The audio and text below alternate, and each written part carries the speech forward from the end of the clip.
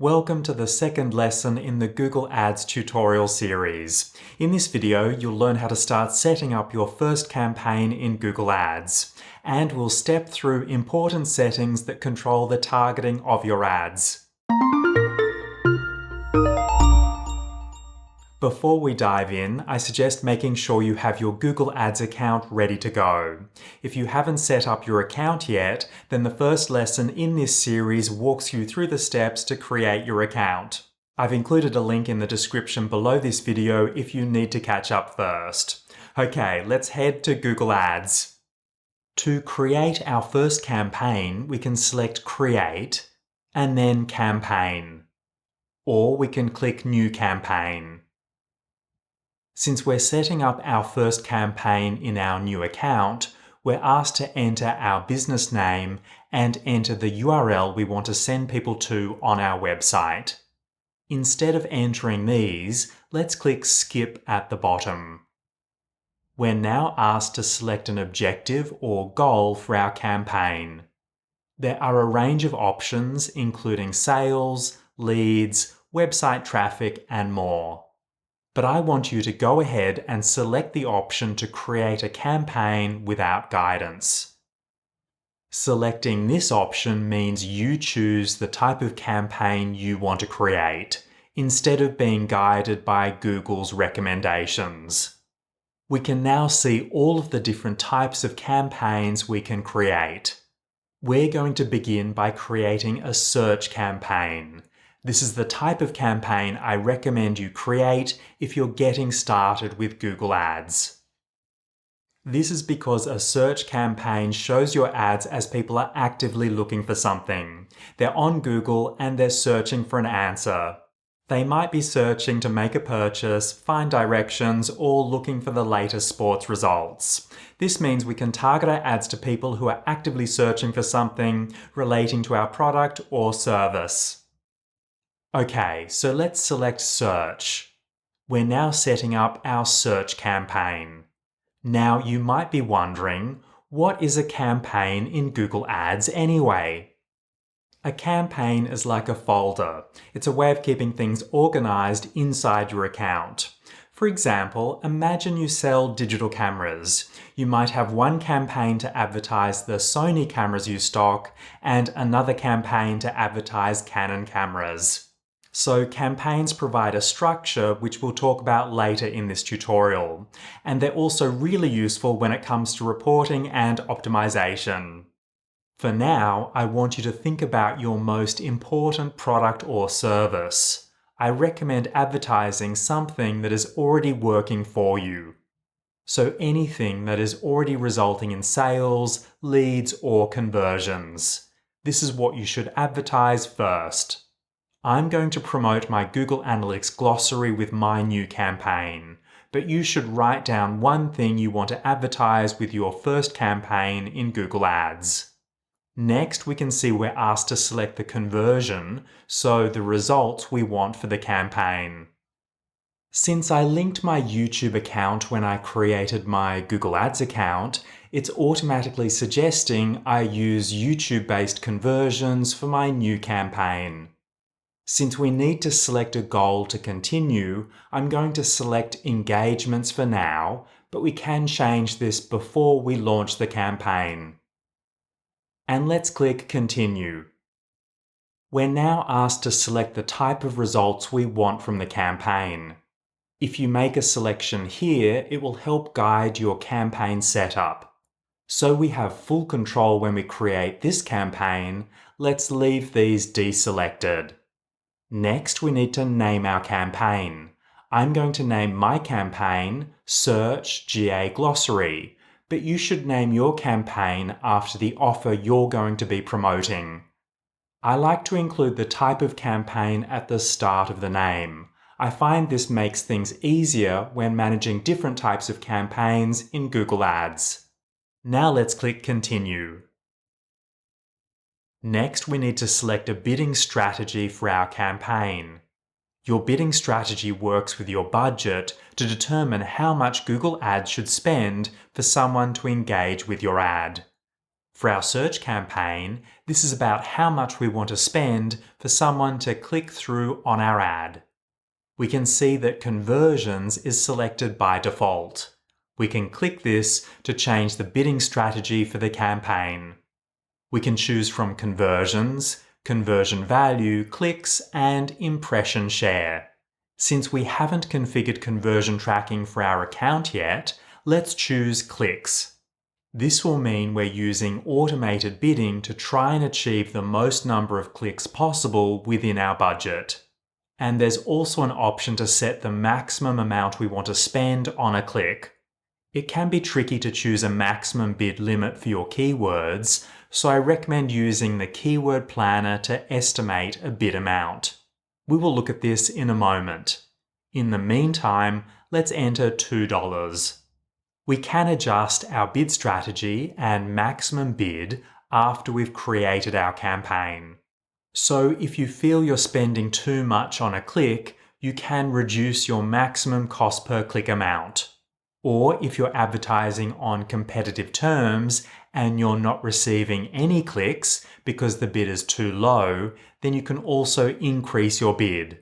There's an option to adjust bids to target new customers. Since this feature also requires conversion tracking, let's leave this option deselected. Okay, now let's click Next. We can now adjust the settings for our campaign. The Network section lets you control where your ads will be displayed. By default, your ads can appear on the Google Search Network and the Google Display Network. I want you to deselect Google Search Partners Network and deselect Google Display Network. By deselecting Google Search Partners, your ads will only be shown on Google search results. And I always recommend deselecting Google Display Network for a search campaign, since it's much better to create a separate display campaign if you want to run ads on content sites. By adjusting those two options, your campaign will be more targeted. Now we need to choose the geographic targeting for our ads. We can see that by default, our ads would be targeting all countries and territories. Then, because I'm in Australia, Google Ads is suggesting Australia as a geographic target. For my Google Analytics glossary that I'm going to be advertising, I might want to target my ads to all countries, so I could leave all countries and territories selected. However, I wouldn't recommend selecting this option as you launch your new campaign. This is because by targeting all countries, you would be getting the most coverage for your ads, but it will also mean that you are going to spend your advertising budget very, very quickly. So what I want you to do is take a moment to think about where your existing audience is located. Where are your highly engaged audience members located? Where are your prospects? And where are your current customers? Are they located near your business? Are they located in your country? Are they in a different country? Think about where you're already getting sales or leads from for your target audience. By focusing on locations that are already resulting in conversions, you're more likely to see similar results from your Google Ads campaigns. Then you want to balance your targeting so that you're being fairly precise without being too narrow with the locations you choose. For example, if all of your existing conversions are from the city where your business is located, then you should start with this as your location target. Or if conversions come from all over the country where you are located, but most come from an individual state or territory, then focus on that area first. The main thing to remember is that even if your product or service can be provided anywhere in the world, having a large geographic target will mean your advertising budget will quickly disappear. And you might not achieve the results you're hoping for. For my campaign, I'm going to target my ads to Sydney and Melbourne.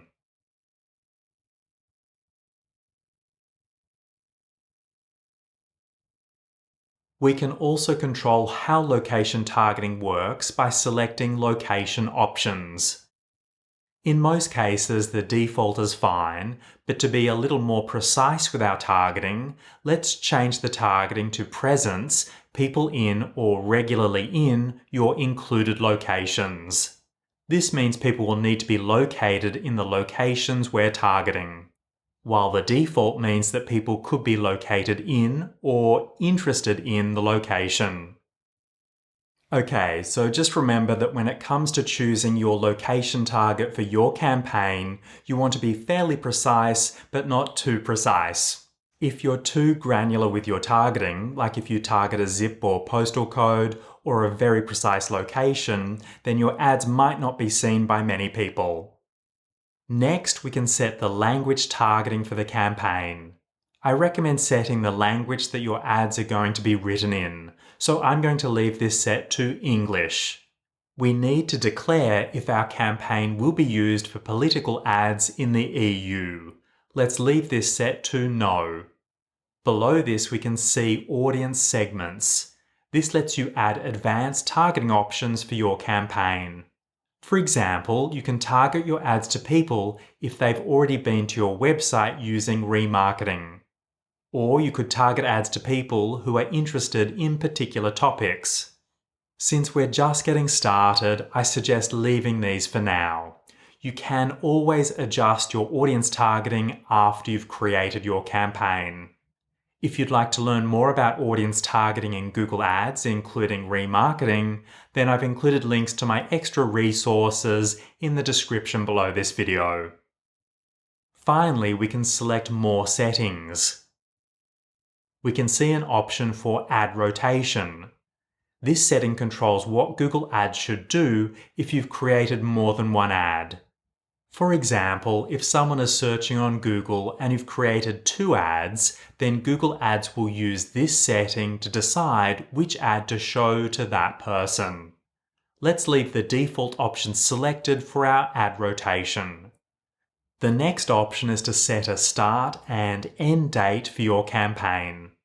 So if you're creating a campaign that you only want to run for a certain amount of time, like for a holiday or for a seasonal campaign, then you could choose a start and end date. I want to highlight that the only time you can choose a start date for your campaign is as you're setting it up. After you've created the campaign, you won't be able to change the start date. However, you always have the option of adjusting the end date. There's an option to set an ad schedule.